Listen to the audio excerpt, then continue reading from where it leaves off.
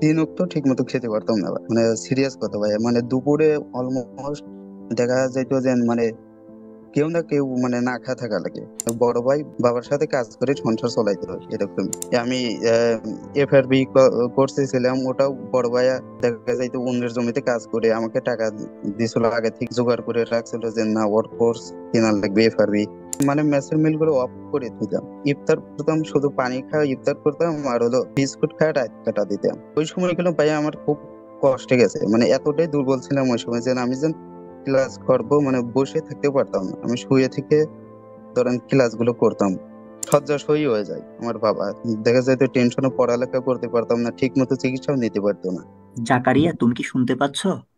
জি ভাই তোমাকে আনমিউট করা হয়েছে। ভাইয়া আমি আমার পজিশন আছে 383 তম ভাইয়া। অনেক ভালো রেজাল্ট করছে জাকারিয়া। ত্রিপলি আছে ভাইয়া। ভাইয়া মানে বুঝতে পারছেন না, মানে নিজের গল্পটা, নিজের জীবনের গল্পটা একটু বলতে চাচ্ছি ভাইয়া। মানে হ্যাঁ জাকারিয়া। ভাইয়া মানে আমার বাবা একজন কৃষক, মানে একেবারেই কৃষক বলতে ধরেন যে মানে আমাদের নিজস্ব কোনো জমি নেই, মানে জায়গা জমি আহ, আর আমাদের পরিবারের সদস্য সংখ্যা অনেক বেশি, মানে 7 সদস্য। মানে আমার জ্ঞান হওয়া থেকে মানে যা দেখি যে বাবা মানে অসুস্থ আর কি, মানে অসুস্থ অবস্থায় ধরেন মানে সংসার চলায়, মানে নিজের জ্ঞান ক্লাস 3 পর যখন দেখি তখন থেকেই। তো যাই হোক অনেক কষ্ট মানে যদি বলি যে মানে তিন ওয়াক্ত ঠিক মতো খেতে পারতাম না ভাই। মানে সিরিয়াস কথা ভাই, মানে দুপুরে অলমোস্ট দেখা যাইতো যে মানে কেউ না কেউ মানে না খা থাকা লাগে, বা দেখা যাচ্ছে চিড়া মুড়ি এগুলো খাওয়া লাগে। তো এভাবেই দিন যায়। তো একাডেমিক মানে ক্লাস 10 পর্যন্ত মানে খরচ আমাদের ছিল না, মানে স্যাররা হয়তো বা ফ্রি পড়াইতেন বা অন্যদের কাছ থেকে হেল্প পাইতাম বা এরকম হইতো। তো মোটামুটি সিরিয়াস ছিলাম লেখাপড়ায়, যেহেতু পরিবার কষ্ট করছে আর বাবাও অনেক কি করতো যে ভালো করে পড়ালেখা করতো, মানে এরকম কষ্ট যেন ভবিষ্যতে না হয়। আমার বড় ভাই আছে, বড় ভাই এখন সিলেট কৃষি বিশ্ববিদ্যালয়ে আছে ডিবিএম এ। তো বড় ভাইয়া দেখা যায় তো বাবার সাথে কামলা দিত, মানে অন্যের জমিনে কাজ করতো, ওইভাবে সংসার চালাইতো, মানে আমাকে মাঠে যাইতে দিত না। মানে আমি কাজ কামও ওইরকম পারতাম না, মানে বড় ভাই বাবার সাথে কাজ করে সংসার চালাইতে হয় এরকম। তো ক্লাস 10 এর পর মোটামুটি রেজাল্ট ভালো হয়, কিন্তু আমি ওই ভালো কলেজে আর যাইতে পারিনি। পরিবারের একটা অবস্থা ছিল তো, দেখা যায় তো নিজেরই এলাকার এটা একটা উপজেলার কলেজ ভাই, সিরাজগঞ্জ বাসা আমার শাহজাদপুর, মানে শাহজাদপুর সরকারি কলেজ। এখানেই দেখা যায় ভর্তি হয়, তো এখান থেকে ভাই বুয়েট মানে এত দূর আসা সম্ভব না ভাই। মানে এখানে ভর্তি হওয়া মানে শিক্ষক তারপর স্টুডেন্ট সবাই ডাইরেক্ট বলে দেয় যে এখানে ভর্তি হওয়া মানে বুয়েটে চান্স পাবে না। এর আগে ভাই আমি যে নাইছি এত দূর কেউ আসতে পারে নাই ভাই। তো দেখা যায় তো তো আর আমাদের বাসায় ওই পড়াশোনার করার মতো ওইরকম পরিবেশ ছিল না যে পড়াশোনা করবো ঠিক মতো। তো আমি ম্যাথে পড়তাম, ম্যাথে ধরেন ম্যাথের যে খরচ ওটা ধরেন টিউশন করতাম নিজে। আর এটা ধরেন মানে প্রায় গ্রাম অঞ্চলে, এখানে টিউশনে ওরকম ডিমান্ড নাই, মানে টিউশনে ওইরকম মানে পাওয়া যাইতো না আর কি। তার বাদে অনেক কষ্ট করতাম। তো যখন আমি দেখতাম যে না আপনাদের ওই কোর্স, যখন দেখলাম অনেকে নোট শেয়ার করে বা কোর্স লঞ্চ হয়, কিন্তু আমি তো ইনরোল করতে পারি না, মানে ওই পরিমাণ টাকা মানে আমার তো ছিল না, মানে আমি নিজেই নিজের খরচ চালাইতাম আর কি টিউশন করে। তো দেখা যাইতো যে আমি ওই যারা নোট শেয়ার করতো ওদের আইডিতে ঢুকে করতাম আর কি, মানে মেসেজ দিতাম যে অপার ভাইয়ার ফোন নাম্বার বা যোগাযোগ করার কোনো সিস্টেম আছে কিনা, যে ভাইদের মানে আমি যদি বলি যে অপর ভাইকে যদি বলি যে আমাদের একটু আর্থিক প্রবলেম আছে, যে আমি কোর্সটা মানে আমাকে একটু মানে কম টাকায় বা ফিরিয়ে দিলি, মানে ভাইয়া তো আর না করতে পারবে না। মানে যে এতগুলো লোক এক দুইজনকে তো ফ্রি করাইবে এরকম একটা তো হয়। তো ওইরকম চেষ্টা করতাম কিন্তু হয়তো মানে যোগাযোগ আর হইতো না। আবার অভিযুক্ত তুষার ভাইয়ের সাথেও যোগাযোগ করার চেষ্টা করতাম, কিন্তু মানে চাইলেও আমি পারতাম না ওই যোগাযোগটা। তো ফ্রি ক্লাস গুলো করতাম সব, মানে আপনাদের ফ্রি ক্লাস গুলোই করতাম এরকম ভাবেই। ফ্রি ক্লাস করে সবকিছু পার করছি একাডেমিক লাইফ। আর আমি এফআরবি কোর্সে ছিলাম, ওটাও বড় ভাইয়া দেখা যাইতো অন্যের জমিতে কাজ করে আমাকে টাকা দিছিল, আগে থেকে ও জোগাড় করে রাখছিল যে না ওর কোর্স কেনার লাগবে এফআরবি। তো ওই টাকাতেই আমি কোর্স কিনছিলাম। তো তো এই পর্বের ক্লাস গুলো নিয়মিত করতাম। মানে ক্লাস এরপরে এই যে সামনেই তো রোজা আছে, এই কত রোজা, মানে 2024 সালের রোজার মধ্যে ভাই আমি এত কষ্ট করছি যে কি বলবো। মানে আমার ওই সময় কোনো টিউশন ছিল না।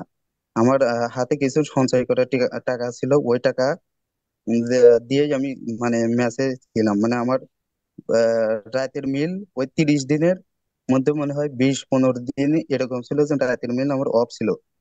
মানে আমি মানে ম্যাচের মিল গুলো অফ করে দিতাম। মানে ইফতার করতাম, শুধু পানি খাওয়া ইফতার করতাম, আর হলো মানে বিস্কুট খাওয়া রাত কাটা দিতাম।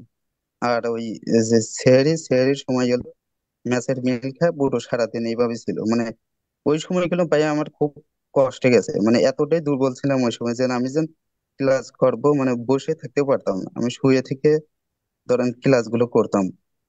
আবার ধরেন যেন আপনাদের এসিএস এর যে ইঞ্জিনিয়ারিং কোর্স, এটাও অনেক কষ্ট করে ভাইয়া ইনরোল করেছি। মানে আমাদের তো নিজস্ব কোনো জমি টমি ছিল না।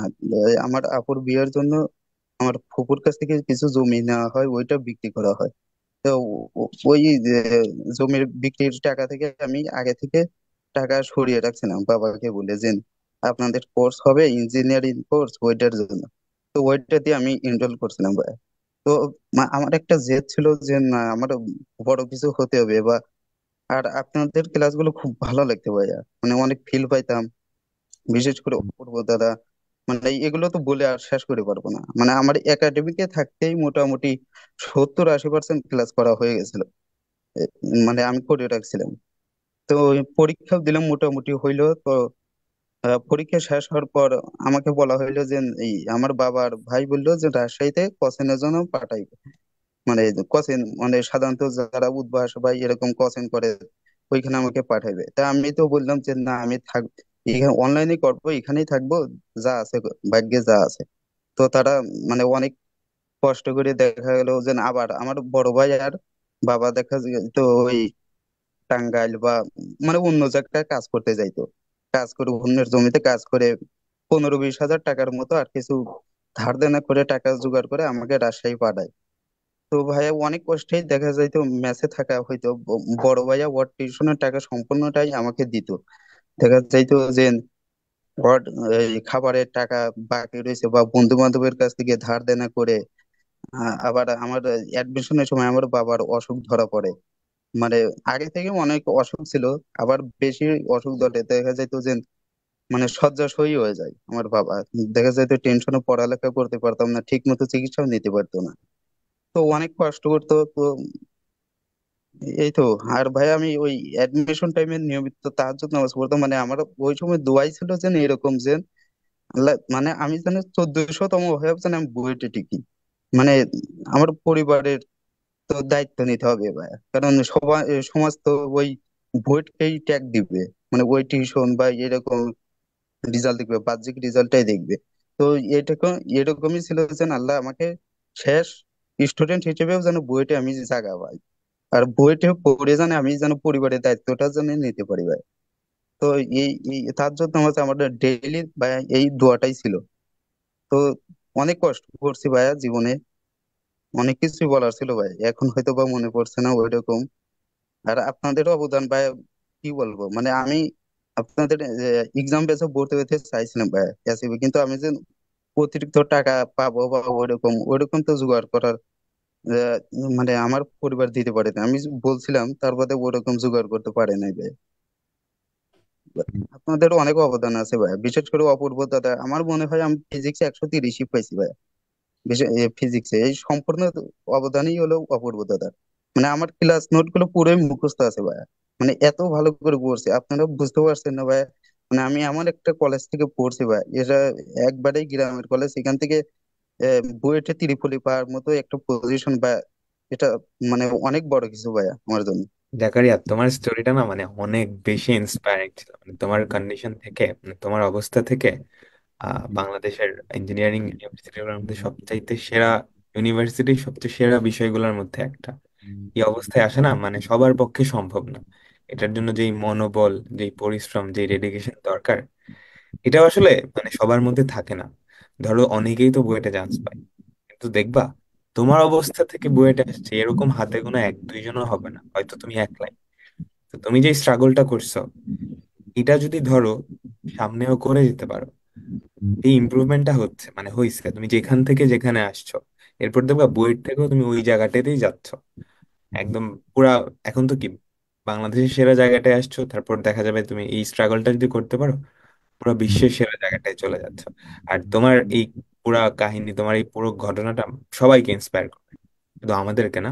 আমরাও খুব মনোযোগ দিয়ে তোমার কথা শুনতেছিলাম, আমার তো লোম খাড়া হয়ে যাচ্ছিল কয়েকটা কথা শুনে। তো তুমি আসলে আমাদের জন্য অনেক বড় একটা ইন্সপিরেশন।